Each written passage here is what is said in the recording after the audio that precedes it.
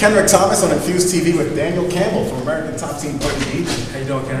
Doing great. From a scale from 1 to 10, 10 being the greatest, how interesting was that fight to you? It's pretty interesting, man. He definitely brought a lot more to the table than I thought, so it's a good fight. Great. Now, he went up against your opponent at the last Rise of a Warrior. Yep. How much footage of that did you watch and did you study his game? I watched it like 2 or 3 times. I mean, it really can't prepare you for what goes on. He's actually came out in different stances like every single time. He's fought 3 of my teammates. Each time he came out in a different stance because I was southpaw. So I really couldn't go by the tape too much anyways.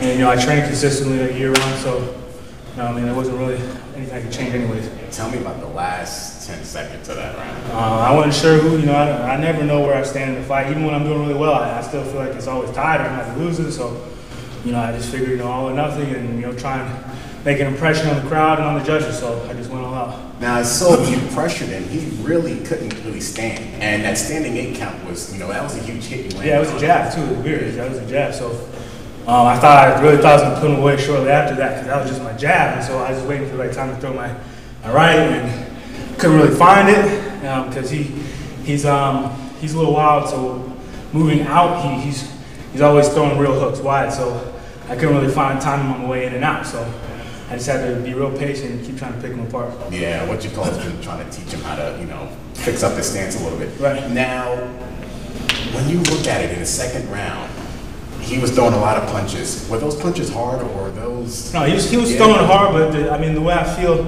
is like, I just feel like no one's going to knock me out, until someone does. I mean, it's kind of stupid, but I just try not to let him see that he's hurting me.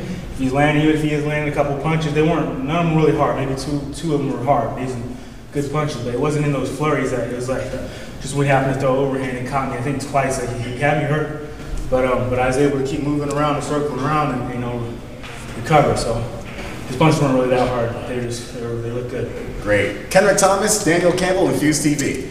Thanks.